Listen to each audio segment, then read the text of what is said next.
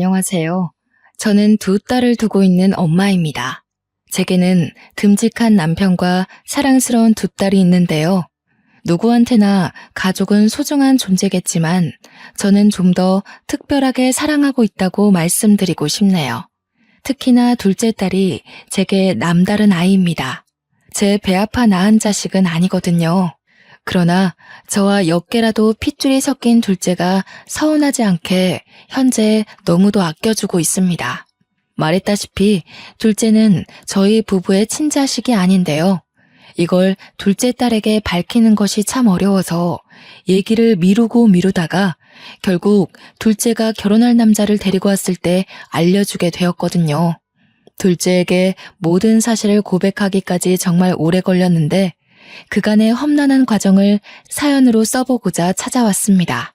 제게는 정말 존경하는 친언니가 한 명 있습니다. 당시 노는 걸 좋아하고 현실에만 집중하며 사는 저와 달리 언니는 늘 미래지향적이며 항상 앞날을 준비하는 사람이었어요. 언니는 늘 반장에 전교회장에 대학도 장학생으로 갔는데 저는 그에 반해 한참 못 미치는 수준이었죠. 부모님은 늘 언니를 자랑스러워하셨고 저 또한 언니의 발자취를 따라가고자 노력했던 기억이 납니다. 하지만 앞서가는 언니의 속도는 무서울 정도로 너무 빨랐는데요. 차마 제가 노력으로 따라갈 수 없게 높이 가는 바람에 제가 언니를 따라가는 걸 그만 포기해버렸네요. 그 때문에 저 스스로 언니와 제 처지를 더 비교했던 것 같습니다. 그렇다고 기분이 상했다는 걸 말하고 싶은 게 아닙니다.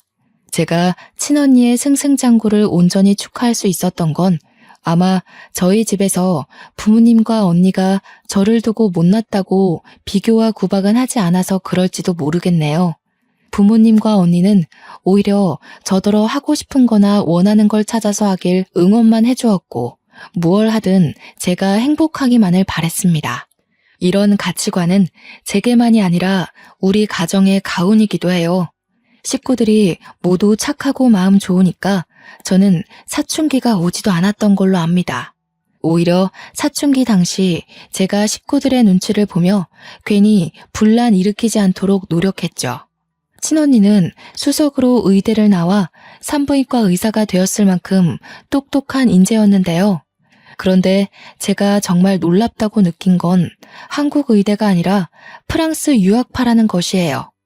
프랑스 의대생들 사이에서도 성적이 좋아서 교수님들의 관심을 한몸에 받은 걸로 알고 있습니다. 프랑스 유학을 끝내고 한국으로 돌아온 언니는 바로 국시를 친 뒤 레지던트부터 시작을 했는데 저는 이때만 해도 언니가 공부 괴물인 줄 알았어요. 공부에 임하는 자세도 저돌적인 데다가 언니가 시도만 하면 패스되는 시험들이 신기하기만 했거든요. 뭐든 척척 해내버리는 언니 때문에 초반에는 의사가 생각보다 되기 쉬운 일인가도 싶었네요. 아직도 부모님 집엔 언니의 프랑스 의대 졸업증과 의사 면허증이 자랑스럽게 진열되어 있습니다. 그런 화목한 분위기에서 성적 저조한 제가 기적적으로 대학을 가게 되었는데 언니에 비해 한없이 평범하고 어쩌면 보잘것없는 결과라지만 부모님과 언니는 무엇보다 기뻐해 주었어요. 제가 붙은 대학이 명성은 낮아도 원하는 전공을 택해서 간 것이기에 잘했다고 칭찬받지 않았나 싶네요. 제 전공은 다름 아닌 식품영양학과입니다.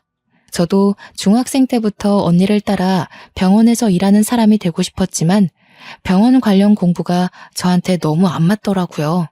그래서 병원에서 일할 수 있는 모든 직업을 알아보다가 영양사라는 재미있는 직업을 찾게 된 거였어요. 아마 고등학교 말미쯤부터 꿈이 병원 영양사였을 겁니다. 언젠가는 언니가 일하는 병원에서 일하는 영양사를 꿈꾸며 즐겁게 학교를 다녔습니다. 제가 대학 졸업을 앞두고 국시 준비에 들어갔을 때 언니가 결혼을 하겠다고 남자를 데려왔는데요. 언니를 많이 좋아했던 저는 그날 처음 보는 형부를 앞두고도 살면서 가장 많은 눈물을 보였습니다. 결혼식에서도 마찬가지로 제가 너무 많이 우니까 언니가 되래 자신이 울 기회가 없었다며 웃음을 보이기도 했어요. 저희 가족은 그만큼 끈끈한 정으로 묶여 있었죠. 사실 형부는 제 눈에 언니에 비해 한참 능력이 저조한 편이었습니다. 형부 직업이 당시 무슨 카페 사장이었는데요. 듣자 하니 언니가 일하게 된 병원 1층에 입점한 사장이라 했던 것 같아요. 아무래도 대학병원 입지다 보니까 매출은 좋았다고 했으나 솔직히 언니가 좀 아까웠습니다. 언니한테 얼추 형부와의 스토리를 듣자니 형부가 먼저 치근덕거렸다고 하더군요. 여의사 하나 잡으려고 그곳에 카페를 입점한 게 아닌가 생각했을 정도로 저는 이상하게 형부한테 정이 안 붙었습니다. 그보다 제게는 다른 고민이 하나 생겼는데요. 더 이상 쉽게 만날 수 없는 언니가 결혼의 길로 떠났다 보니까 저도 평소엔 생각조차 하지 않았던 결혼에 대해서 진지하게 생각해 보았어요. 제가 제일 존경하는 사람이 친언니라서 언니가 하는 건 모두 따라하고 싶은 그런 욕구가 있었나 봅니다. 언니가 결혼하고 나서부턴 저 또한 결혼이 하고 싶은 거 있죠. 그래서 결혼한 언니를 따라 저도 당시 결혼을 무척 꿈이었던 걸로 알아요. 저는 취업의 첫 시작으로 어느 호스피스 병원의 영양사로 취직을 했습니다. 확실히 학교 공부와 실전은 천차만별의 차이가 나더라고요. 사회 일원이 되었는데도 제 몸은 아직 학생 신분에서 못 벗어나고 있는 거 아니겠습니까? 언니가 한참 레지던트 일로 힘들어할 때 제 눈에는 언니가 이미 어른이고 훌륭한 의사로 보였는데 언니가 매번 의사가 될 수 있을까 하면서 고민을 많이 했거든요. 아무리 노력해도 자기가 한참 부족한 것 같다면서요. 그게 그렇게 이해가 안 되었는데 막상 제가 직장인이 되어보니까 알겠더라고요. 세상이 너무 빨리 돌아가는 것에 비해 제 마음은 아직도 앳된 시절에 멈춰 있었어요. 때문에 언니와 통화하면서 직장 고민 때문에 많이 칭얼거렸던 걸로 기억합니다. 원래는 매번 제가 먼저 전화를 거는데 한날은 언니가 먼저 전화를 걸어온 적이 있었어요. 아마 그때가 제가 잠들 시간이었던 걸로 기억하는데요.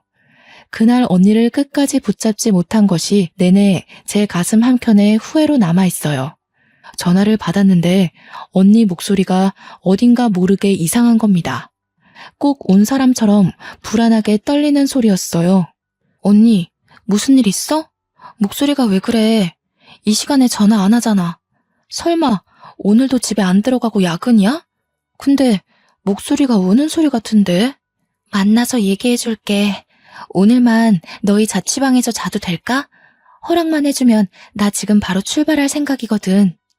언니가 지내는 신혼집과 저의 자취방은 무려 1시간이 걸리는 거리였습니다. 당시 시간은 거의 자정을 넘길랑 말랑한 시간이었고요. 그 먼 거리를 밤길에 오라고 하는 게 맞는 건지 당장 판단이 잘 서지 않더라고요. 게다가 언니 목소리가 확실히 무슨 일 있는 목소리인데 컨디션 안 좋은 상태로 운전을 해도 되는 건지 걱정도 되었어요. 하지만 제 걱정에도 언니가 괜찮다고 하길래 결국 조심히 오라는 말과 함께 언니가 올 때까지 기다릴 수밖에 없었습니다. 그래도 한편으로는 오랜만에 언니와 같이 잘 생각을 하니까 기분 좋았어요. 전화는 자주 했지만 언니랑 얼굴 본 지는 무척 오래됐거든요. 얼마 뒤 언니가 도착했다는 연락과 함께 기쁜 마음으로 대문을 열었는데요. 그날 저는 언니의 몰골을 보고 깜짝 놀랐지 뭡니까? 언니, 얼굴이 왜 이래? 다친 거야? 누구한테 맞았어? 옷은 또 왜 이렇고? 집에서 오는 거 아니었어? 아니, 형부는 어쩌고 혼자 이렇게 나와? 집에 형부 없어? 엄마 아빠한테 나 여기서 잔다고 얘기 안 했지? 절대 말하면 안 돼. 네 형부 일 때문에 찾아온 거야. 혹시 남편이 연락 오더라도 일단은 받지 마. 알았어. 엄마 아빠한테도 당연히 말 안 했지. 시간이 늦어서 전화할 수도 없었고. 아니 그보다 도대체 무슨 일이냐니깐? 누가 이랬어? 언니는 마치 누구와 몸싸움이라도 한 것 같은 몰골이었습니다. 제가 계속 상황 설명을 재촉하자 언니가 마음을 추스르고 말해주기 시작했는데요. 이 모든 게 형부 짓이라는 거 아닙니까? 결혼한 지 반개월밖에 안 되었는데 형부가 바람을 폈다는 거 아니겠어요? 형부 입장에서 그런 적 없다고 부정하긴 했지만 언니는 형부가 몰래 상간녀랑 통화하는 걸 들었다고 했습니다. 그것 때문에 대판 싸운 적이 있었는데 그 뒤로 형부 성격이 날카로워져서 뭐만 하면 언니한테 딴지를 걸었다고 했어요. 심지어 언니가 병원에서 온 긴급 호출 때문에 남자 직원과 통화를 했는데 그걸로 바람피냐면서 몰아갔다고 하는 겁니다. 자기가 바람핀 걸 그런 식으로 언니와 자기를 동일시하면서 맞바람을 핀 걸로 만들려 했다는 거죠. 이렇게 엉망인 꼴로 도망쳐 나온 이유도 바로 그걸로 따지고 들다가 다툼이 난 거라고 했습니다. 언니는 저희 집에서 한 일주일 지내다가 다시 신혼집으로 돌아갔는데요. 형부가 문자로 잘못했으니까 집에 오라고 하는 사과에 돌아가게 된 거예요. 솔직히 저는 그때 언니를 그렇게 보내는 게 너무 불안했습니다. 그래서 가지 말라고 무슨 그런 사람이 다 있냐고 당장 이혼하라 했더니 언니가 괜찮다고만 하는 거 있죠. 내가 선택한 사람이잖아. 결혼이 참 무거운 약속인 것 같아. 쉽게 끊을 수가 없네. 부모님한테는 절대 비밀이야. 너도 내가 나서기 전까진 눈 감아줘. 그렇게 저는 언니를 놓아줘야 했습니다. 그래도 일상생활을 하면서 언니한테 매일 안부 연락을 했어요. 언니가 말하기를 다행히 형부가 진심으로 반성해서 무탈하게 잘 지내고 있다고 하더라고요. 그 말을 곧이곧대로 믿는 것이 아니었는데 지난날만 생각하면 여전히 가슴 중앙이 꽉 막히네요. 그리고 저 또한 결혼할 남자를 만나게 되었는데요. 제가 일하고 있는 호스피스 병원의 의사였습니다. 저와 무려 8살 차이가 났지만 그냥 보기만 했을 땐 저와 또래로 보일 만큼 젊어 보였어요. 그렇게 생긴 인연으로 저는 결혼을 하게 되었고 언니와 형부도 결혼식에 와서 축하를 많이 해줬습니다. 집안에 의사가 둘이나 된다고 친정 식구들이 제 남편한테 관심을 많이 줬어요. 결혼식 날은 정신이 없어서 몰랐는데 나중에 알고 보니 형부가 병원 밑에서 하던 카페를 접었다는 겁니다. 이유를 물어보니까 언니 말로는 형부가 친구와 함께 프랜차이즈 목적으로 카페를 창업하기 위해 본래 하던 카페를 접고 그 보증금으로 새 사업에 들어갔다고 했습니다. 저는 사업에 대해서 아예 모르다 보니까 그렇구나 하고 넘기면서 언니 안색에 대한 걱정만 했던 것 같아요. 언니 낯빛이 지난밤 자취방에서 봤을 때보다 더 피로해 보였거든요. 저희 대신 친정 부모님이 형부 걱정을 좀 많이 했는데요.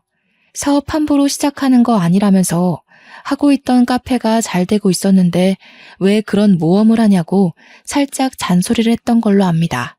형부는 별다른 대답 없이 그저 친정 부모에게 웃음으로만 답했어요. 저는 언니한테 들은 게 있다 보니까 그런 웃음마저 미워 죽겠더군요. 그렇게 결혼으로 인해 저도 친정을 떠나게 되었고 저는 결혼한 지 1년도 안 돼서 임신을 하게 됩니다.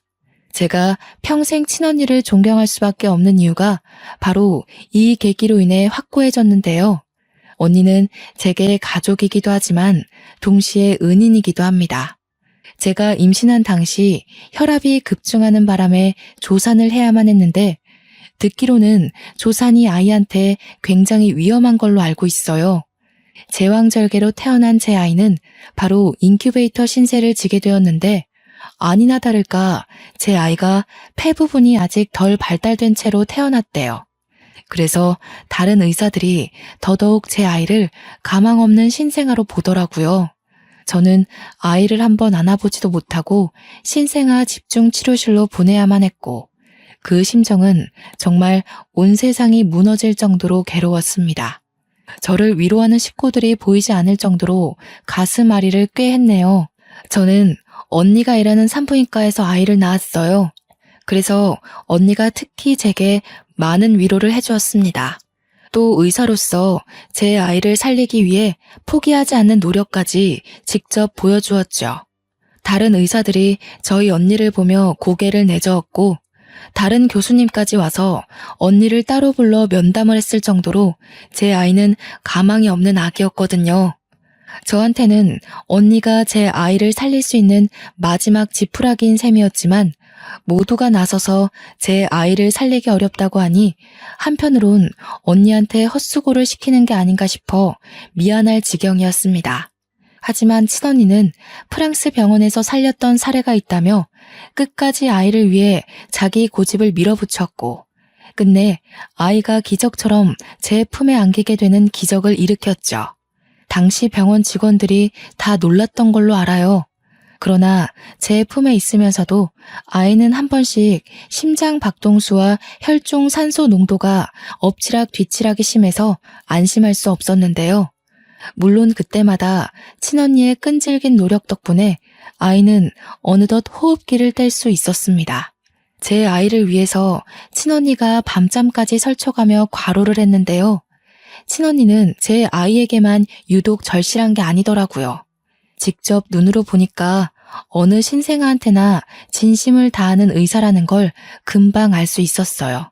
너무 존경스럽고 멋진 의사라고 생각했지만 문제가 하나 있다면 부부관계에 소홀했다는 거예요.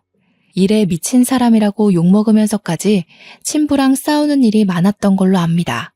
옛날에 형부가 바람펴서 죄지었던 전적은 언니의 과욕에 묻혔을 만큼 이미 지난 일이 돼버렸고 다툼을 일으키는 근본 원인이 집에 잘 안 들어오는 언니의 일욕심 때문으로 바뀌어버렸습니다. 그러다 결국 못 참은 형부가 이혼을 요구해서 둘이 갈라서게 된 걸로 알고 있어요. 그런데 왜 하필 이렇게 버거운 시기에 축복이 찾아온 건지 형부와 갈라서고 난 후에야 언니는 뱃속에 아이가 있다는 걸 알게 되었는데요.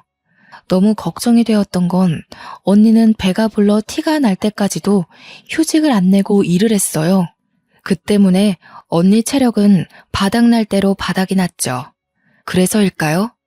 아이를 출산할 때쯤 급격한 컨디션 저조와 여러 가지 스트레스, 과로로 누적된 체력이 더는 버텨주지 못하고 언니가 세상을 뜨게 되었습니다.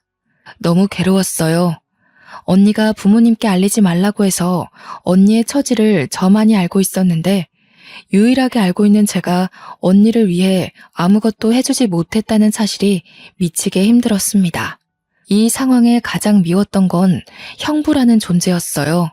언니가 집에서만큼이라도 마음 편히 쉴 수 있는 시간이 있었다면 그리 허망하게 죽지 않았을 거라 생각했거든요. 형부를 찾아내서 똑같이 망가뜨려 주고 싶지만 이미 이혼해버린 사이기도 했고 어디서 뭘 하는지 알 길이 없었습니다. 그렇게 언니 뱃속에서 태어난 아이는 죽어가는 언니의 심장에 마지막까지 안겨있다가 제 품으로 돌아왔습니다. 그게 바로 우리 집 보물 둘째인데요. 우리 둘째는 제가 세상에서 제일 존경하는 친언니의 딸입니다. 남편도 언니의 아이를 둘째로 받아들이는 것에 흔쾌히 동의했을 만큼 착한 사람이에요. 그렇게 저희 부부는 둘째를 얻게 되었는데 둘째가 건강하게 자라주는 것이 행복하다가도 갈수록 근심 걱정이 늘어가는 거 아니겠어요? 저희 부부한테는 둘째한테 모든 사실을 밝혀야 될 의무가 있는데 맑게 자라주는 둘째 앞에서 차마 입이 떨어지지 않는 겁니다. 그저 다음에 하다가 결국 둘째가 결혼할 남자를 데려올 때까지도 말을 못한 상태로 전전긍긍하기만 했네요. 그런데 하필 또 둘째가 데려온 남자가 둘째한테 첫 남자라는 거 아니겠습니까? 딸들의 연애 사정은 부모가 간섭할 일이 아니라고 생각해서 일부러 묻지 않았는데 첫 남자와 결혼하겠다고 덜컥 고백하는 둘째를 보고 좀 많이 당황했습니다. 엄마는 우리 딸이 잘 살았으면 좋겠어. 해프게 남자를 만나보라는 건 아니지만 그래도 첫 남자의 바로 결혼은 좀 생각해보는 게 좋을 것 같은데? 아빠도 좀 걱정이 되는구나. 우리 딸이 선택한 남자니까 그 친구가 괜찮다는 건 충분히 알겠어. 하지만 그래도 이건 좀 섣부른 점이 있지 않나 싶은데. 나도 생각 없이 결정한 거 아니야. 결혼할 사람에 대한 확신이 있어서 그래. 저희 부부는 둘째 고집에 못 이겨 결국 남자친구를 한번 데려와 보라고 했고 그 주 주말 저와 남편은 딸 남자친구를 처음 대면했습니다. 딸 남자친구는 사람이 둥글둥글하고 웃음이 많아서 사람 자체가 나쁘지 않기는 했습니다. 그래서 당시 같이 식사하는 내내 분위기가 좋았어요. 그럼에도 불구하고 딸이 남자친구를 보내자마자 현실적인 문제 때문에 금방 한숨이 나오는 거 아니겠습니까? 엄마, 아빠, 표정이 왜 그래? 내 남자친구 마음에 안 드는 점 있었어? 솔직하게 말해주면 남자친구랑 조율해보도록 할게. 그런 건 아니야. 인상 참 좋아 보이고 모난 곳 없이 잘한 것 같더라. 그런데 딸이 결혼을 하게 되면 남자 집안에서도 우리 집 사정을 알아야 할 것 같으니까 걱정돼서 그래. 난 또 뭐라고. 우리가 못 사는 집도 아닌데 뭘 그런 걸 걱정해. 남자친구 집안에 정치하는 사람들 많은데도 나 되게 환영해주더라.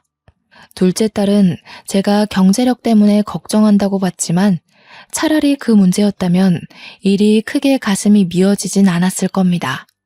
결혼을 앞두게 되었으니 더 이상 미룰 수 없잖아요. 저와 남편은 그날 바로 둘째의 친모에 대해서 모든 걸 알려주었죠.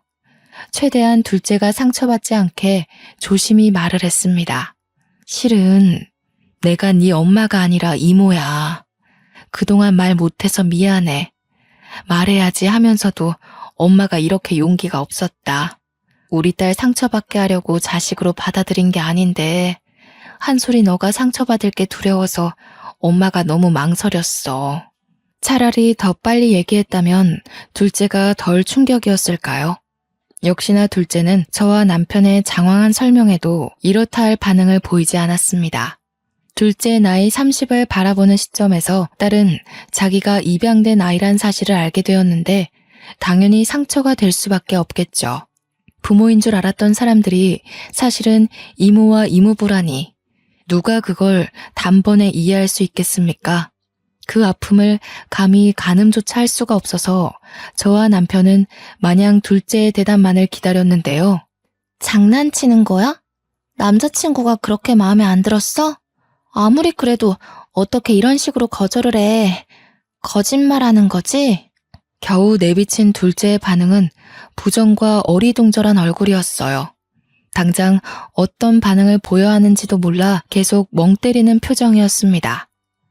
저와 남편은 이왕 밝히게 된 거 숨기는 거 없이 모두 보여주기 위해 제 친언니 사진과 샛노랗게 물들어버린 옛날 언니의 초음파 사진, 그리고 산부인과 출산 기록까지 들고 와서 둘째에게 내밀었습니다. 둘째를 저희 부부 호적에 올린 확인서까지 모두 빠짐없이요. 한솔이 친엄마는 정말 훌륭한 산부인과 의사였어. 프랑스 가서 유학 생활도 했을 만큼 유능했거든. 우리 한솔이가 그렇게 대단한 엄마한테서 태어난 거야. 너무 늦게 알려줘서 미안해. 그동안은 엄마가 너무 겁을 먹었던 것 같아. 그래서? 이걸 말해주는 이유가 뭔데? 나 엄마 아빠 딸 아니니까 그만 떠나라는 거야? 결혼까지만 부모님 노릇해줄 테니 나더러 세상에도 없는 친엄마한테 가라고? 아니, 아니야. 엄마가 너를 왜 보내? 우리가 너를 얼마나 온 마음 다해서 키웠는데. 넌 누가 뭘 해도 내 자식이야. 그건 엄마가 이 사실을 밝혔다고 해서 달라지는 건 없어. 그럼 왜 갑자기 이걸 말해줘? 차라리 끝까지 모르게 하지. 어쩔 수 없이 알게 될 때까지 모르고 살게 하지. 왜 이제 와서 알려줘? 나 무섭게 왜 이래? 혹시라도 결혼하고 난 뒤 이 사실이 밝혀지면 남자 쪽에서 사기 결혼으로 걸고 넘어질까봐 더 이상 미룰 수가 없겠더라고. 엄마 아빠가 너무 이기적이었어. 미안하다 딸아. 유치원 때 이후로 한 번도 둘째가 겁에 질려 우는 걸 본 적이 없는데 얘기가 다 끝나고 나니까 둘째가 어쩔 줄 몰라 하며 눈물을 보이더라고요. 그 모습을 보니 너무 가슴이 아파서 말없이 둘째를 안아줬습니다. 그리고 저와 남편은 연차를 내고 둘째를 데리고서 친언니가 안치되어 있는 납골당을 찾아갔어요. 그 안에는 우리 둘째와 똑 닮은 친언니가 웃고 있는 사진이 있었고 그 옆으로 둘째의 어릴 적 사진부터 교복 시절과 대학을 졸업한 사진까지 놓여 있었습니다. 자식을 보고 싶어할 언니의 마음을 조금이나마 위로하기 위해서 제가 마련해 둔 건데요. 옛날부터 유독 둘째 사진을 많이 찍어둔 이유가 다 언니에게 바치기 위해서였죠. 언니, 내가 한솔이한테 너무 늦게 말해서 이제야 데려왔어. 미안해. 우리 한솔이 너무 예쁘게 자라줬지? 누굴 닮았는지 손재주가 얼마나 섬세한지 몰라. 언니가 직접 우리 한솔이 손도 잡아보고 해야 되는데 더 잘 키우지 못해서 항상 미안해. 너무 보고 싶다, 언니야. 제가 언니 앞에서 결국 눈물을 보였는데 그때까지도 둘째는 실감하지 못하는 얼굴이었습니다. 아마 사실을 안 지 이틀 만에 이 모든 걸 감당하기엔 벅찼던 것 같아요. 저는 둘째에게 주려고 그간 차마 주인 손에 쥐어주지 못했던 돌반지를 건넸어요. 네 엄마가 너 가졌을 때 얼마나 기뻐했는지 아니? 체력이 한참 떨어졌을 텐데도 네 초음파 사진만 보면서 그렇게 힘내서 웃던 사람이었어. 반지도 너 돌되면 줄 거라고 태어나기도 전에 사놓은 건데 네 손에 한번 쥐어주지도 못하고 저렇게 외롭게 가버렸다. 둘째는 손에 쥔 그 반지 때문에 사실을 조금씩 현실을 받아들이는 듯 했습니다. 그러더니 둘째도 그 반지를 보고 결국 영문 모를 눈물을 흘리더군요. 친언니 유구람 앞에서 처음으로 남과 같은 친모에게 엄마라고 부르는 둘째의 모습을 보니 제가 언니의 자식을 이제야 데려온 것이 한없이 후회가 되지 뭡니까? 언니가 이 순간을 얼마나 기다렸을까 싶더라고요. 언니한테 너무 미안했고 또 딸에게도 진짜 엄마에게 엄마라고 부를 수 있는 기회를 늦추게 만든 것 같아 죄스럽기만 했네요. 납골당을 다녀온 이후 저와 남편은 둘째가 우리를 원망한다고 하더라도 다 감수할 생각이었습니다. 저희에게 느낀 배신 때문에 호적에서 빼달라고 울분을 토해도 둘째가 원하는 대로 모든 걸 해줄 생각이었어요. 그러나 며칠 뒤 둘째가 저와 남편에게 하는 말을 듣고 내내 졸이고 있던 마음에 긴장이 탁 풀렸는데요. 둘째는 저와 남편을 전혀 원망하지 않았어요. 친자식도 아닌데 자식처럼 사랑으로 키워줬다고 오히려 고마움을 표현했죠. 제가 밝힌 모든 사실이 그동안 받은 사랑에 대해 반감을 일으킬 만한 문제는 아니라고 하면서 자기를 버리지 말아달라고 하더라고요. 엄마가 어떻게 너를 버리니? 그런 일은 생각해 본 적도 없고 있을 수도 없는 일이야. 내 품에 널 안은 순간부터 넌 내 자식이었어. 오히려 우리가 고맙다. 엄마 아빠를 받아들여줘서 너무 고마워. 집에 돌아와서 둘째가 좋아하는 밥상을 차려주며 훨씬 더 애틋한 시간을 보내었습니다. 첫째 또한 집안에 있었던 사실을 알고서 직장에 반차를 내고 지방에서 올라왔어요. 첫째는 둘째가 친동생이 아니라는 거 진작 알고 있었거든요. 첫째 나이가 초등학교 입학을 앞뒀을 때 둘째를 호적에 올렸으니까 저희 부부는 첫째가 이해할 수 있도록 설명할 시간을 많이 가졌었어요. 오랜만에 집에 돌아온 첫째는 바로 둘째를 찾았는데요. 둘째를 보자마자 따뜻하게 안아주는 거 아니겠습니까? 단 한순간도 너를 사촌으로 생각한 적 없어. 넌 처음부터 내 친동생이었고 앞으로도 나한테 하나밖에 없는 소중한 친동생이야. 그러니까 너 딴 생각하면 안 돼. 알겠지? 둘째는 첫째의 진심에 또 한 번 눈물을 흘렸습니다. 원래도 가족이었지만 우리는 한 번 더 가족의 정을 단단히 할 수 있는 시간이 되었어요. 둘째는 한동안 마음을 추스르느라 남자친구와의 만남도 미뤘는데요. 그러다 남자친구에게 자신의 사정을 고백했다고 했고 그 뒤로 저희 딸과 상견례 날짜를 조정했습니다.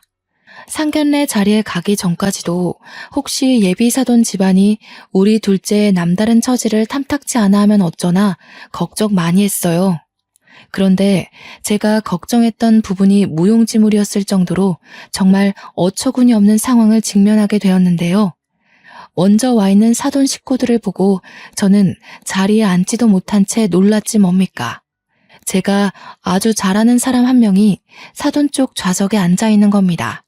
그 사람도 저를 알아보고 눈알이 동그랗게 커지더라고요. 저처럼 마찬가지로 시선을 떼지 못하고 있던 그 사람은 다름 아닌 형부였습니다. 형부가 어떻게 여기에 있어요? 설마 제 딸 남자친구 아빠는 사람이 형부인 거예요? 어떻게 이럴 수가. 이 결혼 없던 걸로 해야겠어요.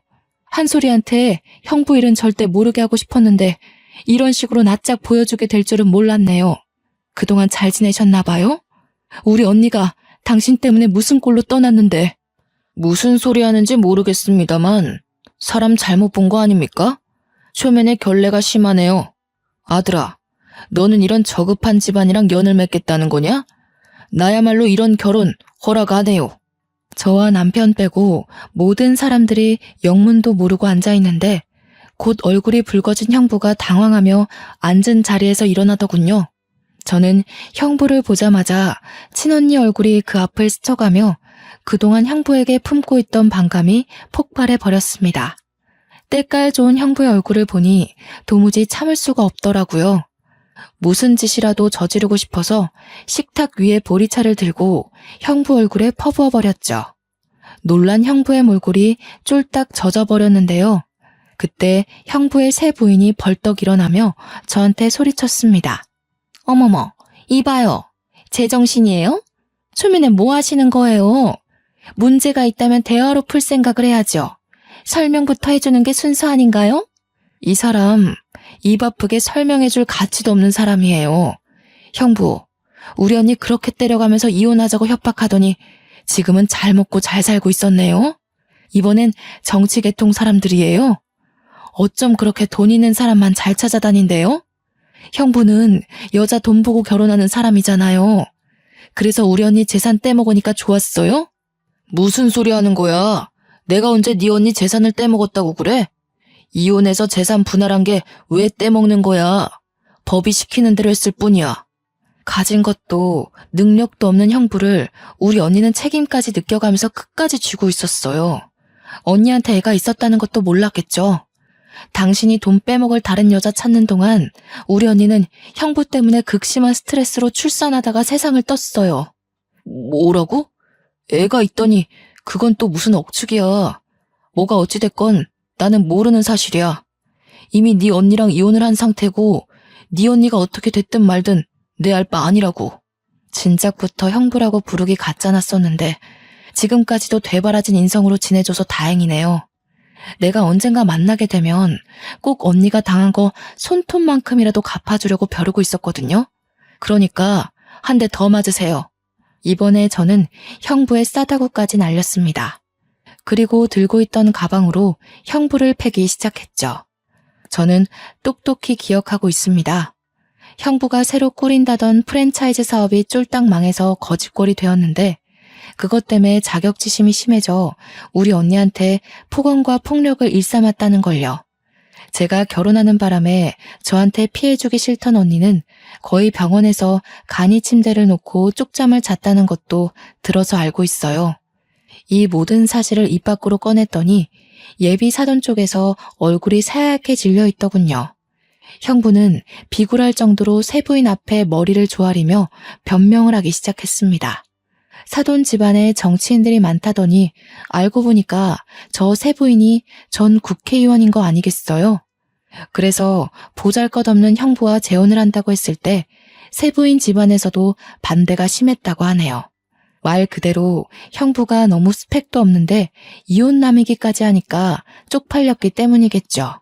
그래도 세부인 마음을 존중해서 끝내 집안 어른들로부터 재혼을 승낙받은 건데 말년돼서 추잡한 현실이 드러난 셈이 되었네요. 형편없는 형부의 진실이 생각보다 더 밑바닥이란 게 세부인 집안 귀에 들어가면 형부 앞길 망하는 건 안 봐도 비디오인 꼴이었습니다. 당신 나한테 전부인 사이에서 자식 없다고 하지 않았어요? 폭언은 또 무슨 소리예요? 당신 전부인이랑 깔끔하게 합의 이혼한 거라면서요.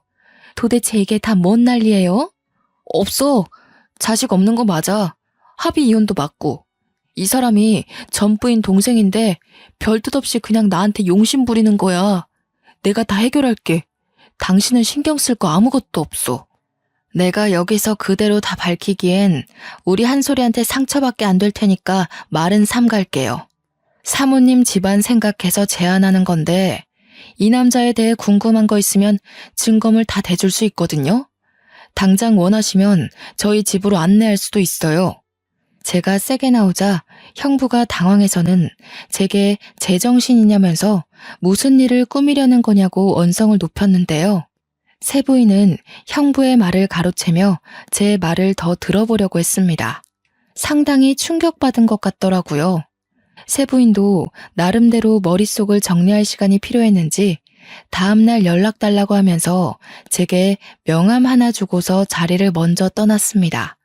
형부가 세부인 뒤를 급하게 쫓아갔지만 놓쳤는지 차였는지 금세 다시 돌아와서는 저를 어떻게 해보려고 손찌검하려고 했어요. 남편이 아니었다면 정말 한 대 맞았을지도 모르겠네요. 우리 언니가 저 더러운 손바닥에 참 많이도 고통을 받았겠죠. 제가 일으킨 파장은 둘째 딸뿐만 아니라 남자친구까지도 놀라게 만들었는데요. 특히 딸 남자친구가 자기 애인과 서로 의붓남매였다는 사실에 벙쪄 있더군요. 그러나 마찬가지로 얼떨결에 친아빠를 보게 된 셈인 둘째 딸의 반응은 조금 달랐습니다. 둘째도 자기 엄마에 대한 애착이 있었던 건지 제 남편과 힘을 겨루고 있는 형부에게 가서 지갑으로 뒤통수를 한 대 후려치더라고요. 형부가 당황해서 둘째를 보는데 형부 또한 둘째가 자기 친자인 걸 눈치껏 알아본 것 같았어요. 내 몸속에 아저씨 피가 섞여 있다는 게 진짜 저주스러워요. 엄마가 아저씨 얘기는 숨기길래 별로 알고 싶지도 않았는데 오히려 알게 된 게 다행이네요. 하마터면 아저씨 같은 인간의 며느리가 될 뻔했잖아요. 세아가 네가 어떻게... 이건 뭔가 잘못됐어. 너희들 나 하나 몰락시키자고 전부 다 짠 거 아니야? 어디서 소설 같은 이야기를 만들어서 밀어붙여. 아저씨만 봐도 우리 엄마라는 사람이 얼마나 외로웠을지가 느껴지네요. 얼굴도 못 보고 보낸 우리 엄마 생각해서라도 제 기억에서 아저씨 얼굴을 싹 지워버려야겠어요. 앞으로 아저씨 인생에 웃는 날은 영영 없었으면 좋겠네요. 다신 보지 맙시다. 둘째는 자기 남자친구한테 이별을 통보한 채 저희를 데리고 자리를 떴습니다. 상견례가 그렇게 파토난 것이 꼭 제 탓인 것만 같아서 저는 둘째한테 사과했습니다. 그러니 둘째가 뜻밖의 사실 말해주더군요. 내가 남자친구한테 내 사정 다 말해줬다고 그랬잖아. 그런데 남자친구 반응이 좀 시원찮더라고. 차라리 잘 됐어. 나도 찝찝해서 이 결혼을 하는 게 맞나 살짝 고민했거든. 딸 남자친구가 둘째한테 그럼 고아인 셈 아니냐고 그렇게 물었다네요. 사람은 한마디 두마디 뱉는 게 결국 그 사람 인성이라고 아마 그 발언이 딸 남자친구의 본색이 아니었을까 싶어요. 사실 누구나 좋은 사람인 척, 너그러운 척 연기하는 건 쉽잖아요. 저는 다음날 연락을 달라고 했던 형부의 세부인에게 고민하다가 문자를 넣었습니다. 세부인은 집에 돌아온 형부와 한바탕 다툼을 벌인 것 같더라고요. 정말로 제게 증거물을 다 요구했어요. 저는 우편으로 형부에 관한 모든 사실과 언니가 형부 폭력 때문에 경찰에 신고했던 이력까지 보태어 붙였습니다. 며칠 뒤 세부인한테서 다시 연락받은 문자에서 결국 둘 사이가 끝내 동결났다는 소식을 전달받았는데요. 형부는 세부인 집안 어른들한테 저급한 취급당하며 찍소리도 못한 채 이혼을 강요받았다고 합니다. 꼴 좋다고 생각하면서도 한편으로는 빈털터리로 쫓겨난 형부가 우리한테 보복을 하려고 길을 쓰고 찾지 않을까 뒤늦게 걱정이 되더라고요. 다행히 1년이 지난 현재까지 그 꼴을 다시 본 적은 없네요. 원래도 연락으로 알 길이 없던 사람이다 보니까 어디서 뭐라고 사는지 전혀 몰라요. 그러나 감히 제가 추측하자면 이젠 능력 좋은 여자 만나서 인생 펴기엔 너무 늙어버렸지 않나 싶어요. 때문에 분명 밑바닥 신세를 피하지 못하고 망가졌겠죠. 자기 주제도 모르고 많은 걸 탐내다 보니 주머니가 감당 못하고 터져버린 거 아니겠어요? 그 사람은 진작 밑바닥을 기었어야 할 처지인데 그나마 가지고 있던 젊음이라는 카드 한 장만으로 참 길게도 버텨오지 않았나 생각이 듭니다. 마음 같아선 다신 제게 못하도록 생을 뜨게 만들고 싶단 생각도 했었지만 아마 우리 언니가 저를 그리 괴로움 속에 살게끔 내버려두지 않았을 것 같아요. 그 남자에게 가장 힘이었던 능력 좋은 아내한테 버림받게 했으니 그걸로 반은 갚아줬다 생각하렵니다. 다신 보는 일 없길 바라나 혹시라도 또 만나게 되는 날이 온다면 저는 똑같은 방법으로 그 남자가 밑바닥 생활을 청산하지 못하게 발목을 잡을까 해요. 그 남자가 저에게 겁을 먹고 평생을 트라우마로 기억하며 무너지길 바랄 뿐입니다. 세상이 좁다는 게 저한테도 해당되는 일인 줄은 몰랐는데 아무래도 언니가 이러한 자리를 만들어준 게 아닌가 싶어요. 언니가 저를 통해 형부한테 복수를 하고 싶었는지도 모르죠. 그럴 거라 생각하고 저도 그 남자를 그렇게 망쳐놓았던 것도 있었네요. 평생을 남의 인생 망쳐보는 짓 같은 건 해볼 엄두도 못 내던 제가 반은 미쳐서 그 남자에게 보복했던 것 같은데요.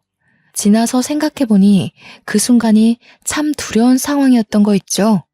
그래도 큰일을 해결해버렸다 보니까 저희 가족에겐 더 없는 평화가 찾아왔습니다. 첫째는 지방 생활을 하고 있지만 둘째는 결혼이 파토나는 바람에 여전히 집에서 직장을 다니고 있거든요. 일부러 결혼을 망치려던 건 아니었지만 이대로 둘째와 함께 조금 더 사랑할 수 있는 시간이 늘었으면 좋겠다는 생각이 드네요.